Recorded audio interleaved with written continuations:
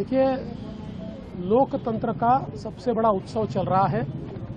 महाराष्ट्र में हमने हमारे परिवार के साथ अभी अभी वोट दिया है और मैं सभी महाराष्ट्र के बहनों भाइयों को और विशेष रूप से हमारी लाडली बहनों को ये अपील करना चाहता हूं कि बहुत बड़े पैमाने पर वो वोट करें, क्योंकि मतदान ये केवल हमारा अधिकार नहीं है, ये हमारा कर्तव्य भी है।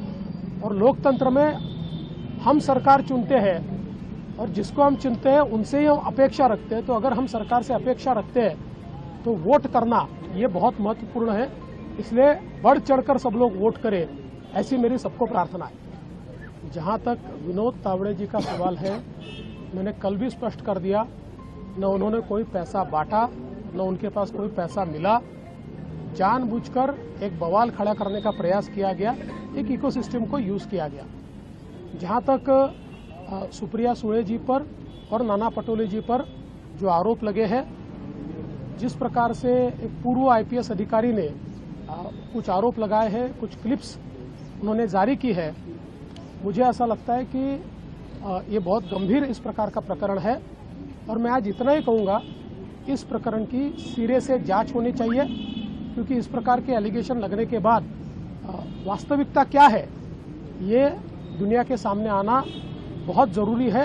एलिगेशन बहुत सीरियस है, तो इसकी पूरी तफ्तीश हो, इसका पूरा इन्वेस्टिगेशन हो और इन्वेस्टिगेशन करके एक फेयर रिपोर्ट लोगों के सामने आए, ऐसा मुझे लगता है। पहली बात तो यह है कि वॉइस जो है वो सुप्रिया ताई जैसा हमको ध्यान में आता है, हम उसको कह सकते हैं कि सुप्रिया ताई का वॉइस है। लेकिन विथ ऑल फेयरनेस मैं ये कहता हूँ कि दूध का दूध पानी का पानी हो जाए। अगर कोई वॉइस डॉक्टर करता है तो इमीडिएटली आपको पता है कि एआई के थ्रू उसको डिसाइफर किया जा सकता है। तो निश्चित रूप से हमारी ये अपेक्षा होगी एजेंसियों से, चूंकि ये मसला ये करोड़ रुपए का मसला है, इसलिए हमारी अपेक्षा है कि इसको जल्दी से जल्दी डिसाइफर किया जाए। ये कोई चुनाव का मसला मैं मानता नहीं हूँ, ये देश की सुरक्षा से जुड़ा मसला है।